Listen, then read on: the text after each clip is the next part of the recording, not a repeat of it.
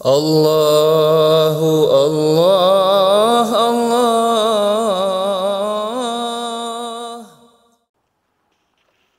Assalamualaikum warahmatullahi wabarakatuh. A'udzubillah. Bismillah. Alhamdulillah. Wassalatu wassalamu ala Rasulillah wa ala alihi wa ashabihi wa mawalah. Amma ba'du. Para pemirsa yang budiman, sahabat-sahabat kurma rahimani wa rahimakumullah. Masih tentang nuzul Quran atau turunnya Al-Quran. Sahabat Abdullah bin Abbas radhiyallahu anhuma mengatakan bahwasanya Al-Quran diturunkan Allah Subhanahu wa taala ke dunia ini menjadi jawaban daripada tantangan zaman. Adapun proses diturunkannya Al-Quran melalui 3 tahap. Yang pertama, secara langsung dari Allah ke Lauhil Mahfuz dalam keadaan bila harfin wala sautin, tanpa kata-kata dan suara. Tahap yang kedua, dari Lauhil Mahfuz ke Baitul Izzah yang berada di langit dunia. Demikian juga keadaannya, tanpa kata-kata dan suara. Barulah tahap yang ketiga, dari Baitul Izzah ke dunia, kepada Rasulullah Muhammad sallallahu alaihi wasallam melalui malaikat Jibril alaihi salam dalam keadaan ada kata-kata dan suaranya dalam kurun waktu kurang lebih 23 tahun munajjaman secara bertahap atau berangsur-angsur, farqan dan terpisah-pisah.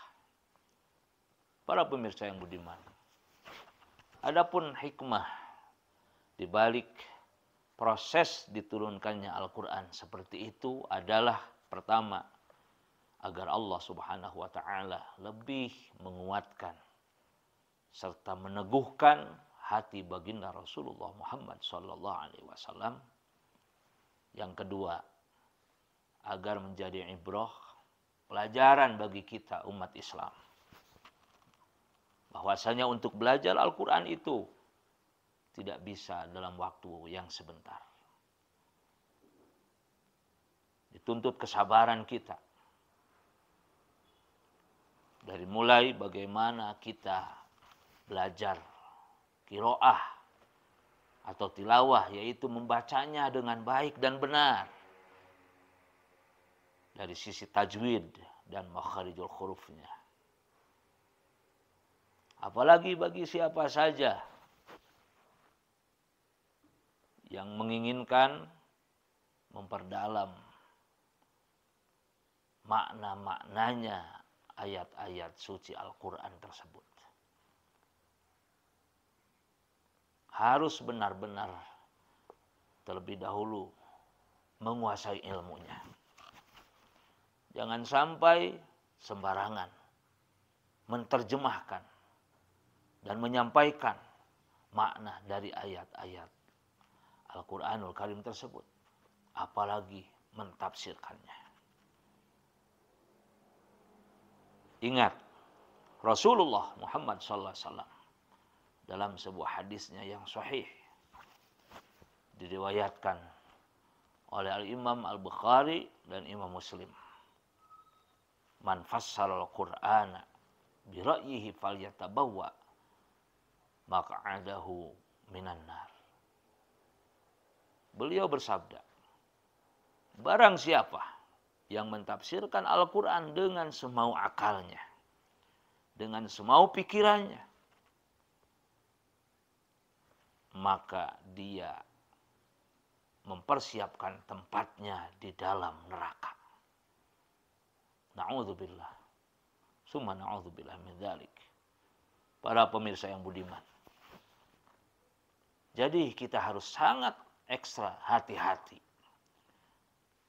berbicara kandungan setiap ayat dari kitab suci Al-Quran itu. Maka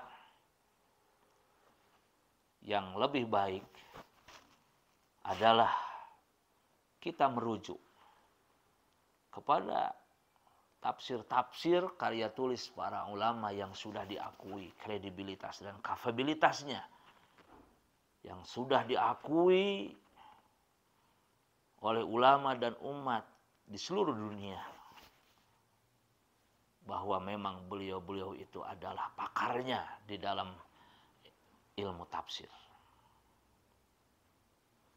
Seperti tafsir Al-Jalalain, sebuah tafsir Al-Quran yang sangat masyhur, hampir di seluruh pesantren-pesantren di Indonesia ini khususnya dibaca tafsir itu.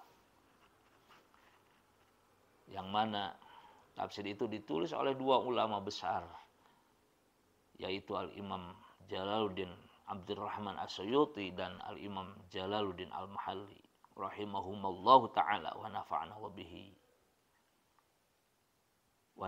bihi amin. Atau tafsir Al-Imam Ibnu Katsir yang lebih tebal dan lebih tua lagi usianya dari itu, tafsir Al-Imam Ibnu Jarir At-Tabari atau tafsir Al-Imam Fakhruddin Ar-Razi, dan masih banyak lagi yang lainnya.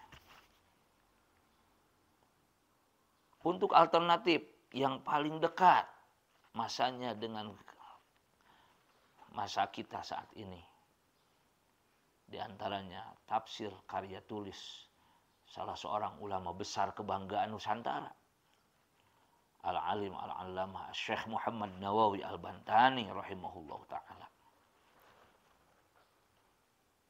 yang terkenal dengan nama At-Tafsirul Munir atau tafsir Marah Labid 2 jilid.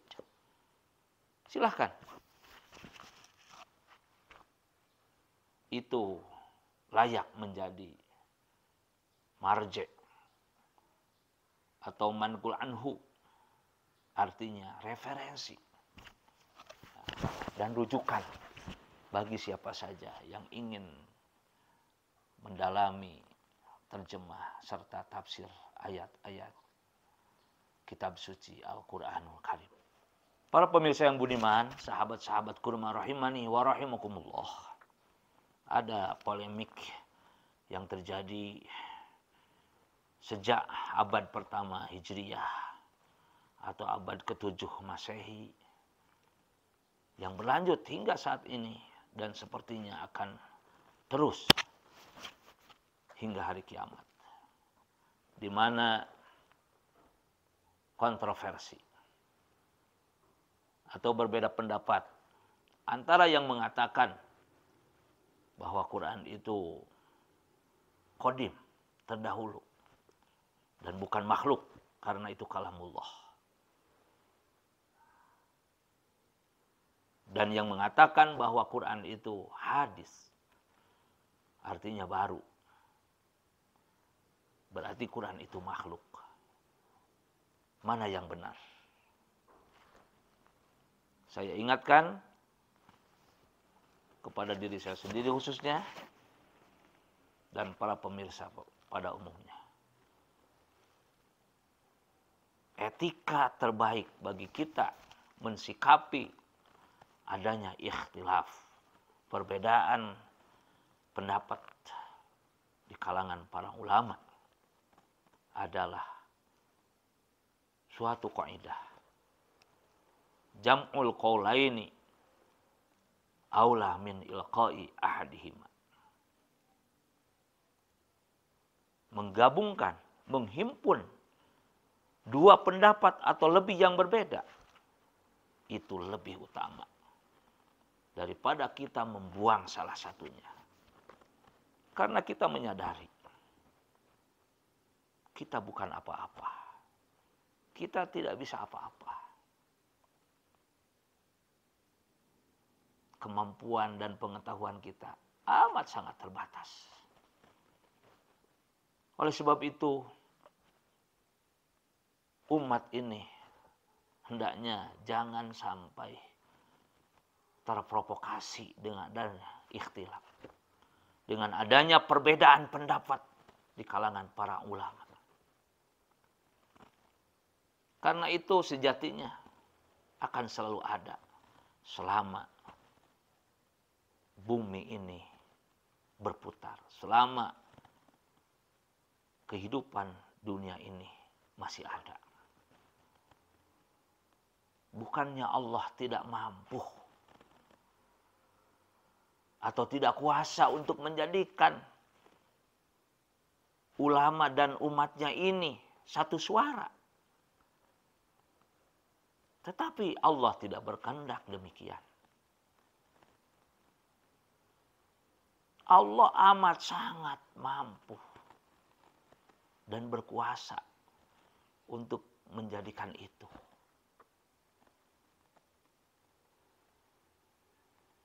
Tetapi Allah tidak berkehendak karena dijelaskan oleh Rasulullah Muhammad SAW, ikhtilafu ummati rahmatun. Perbedaan pendapat atau perbedaan paham dan cara pandang itu akan tetap selalu ada, yang hendaknya menjadi rahmat bagi umat ini, menjadi kasih sayang bagi umat ini. Artinya, sekali lagi, jangan terprovokasi dengan adanya ikhtilaf. Biarkan perbedaan itu ada.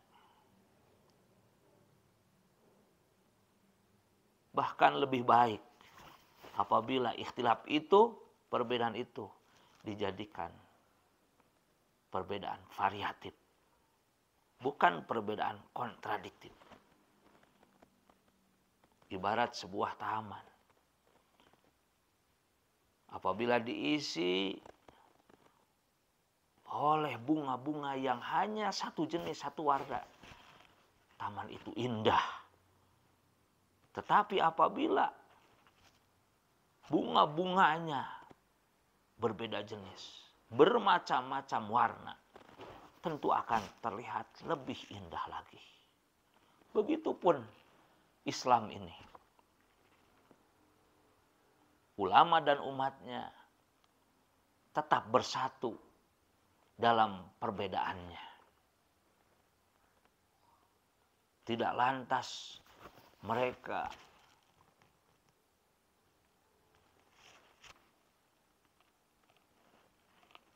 bergontok-gontokan. Tidak lantas mereka pecah belah, pecah kongsi. Apalagi sampai terjadi perdebatan sengit yang berpotensi perkelahian dan permusuhan.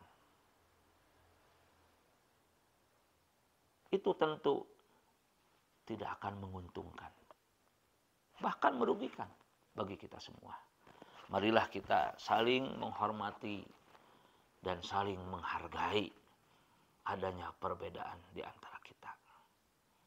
Seperti halnya bulan suci Ramadan ini. Perbedaan metodologi penentuan awal dan akhirnya. Ada yang menggunakan hisab. Biasanya mereka lebih dulu berpuasa. Silahkan. Ada yang menggunakan ru'yah atau ru'yatul hilal, karena memang itu ada dalilnya. Jelas arahannya.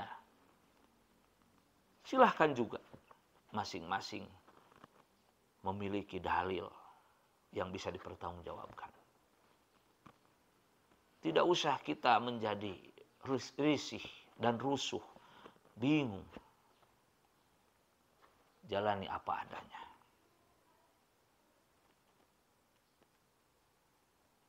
Para pemirsa yang budiman, sahabat-sahabat kulma rahimani wa rahimakumullah. Demikianlah seharusnya sikap kita dengan adanya ikhtilaf. Tetap bersatu. Tetap menjaga persatuan dan kesatuan. Saling menghargai, saling menghormati. Jangan merasa benar sendiri dan saling menyalahkan. Karena itu akan membuat Islam dan umatnya lemah. Sehingga yang diuntungkan tentunya adalah mereka. Tidak usah saya sampaikan siapa mereka itu. Semoga Allah Subhanahu wa taala tetap membimbing kita dengan taufik dan hidayahnya untuk selalu istiqomah dalam akidah ahlu sunnah wal jamaah kita. Amin ya rabbal alamin. Sekian dan demikian insyaallah tentang jawaban dari pertanyaan apakah Quran itu makhluk atau bukan, saya sampaikan pada pertemuan berikutnya. Barakallahu li wa lakum. Wassalamualaikum warahmatullahi wabarakatuh. Allah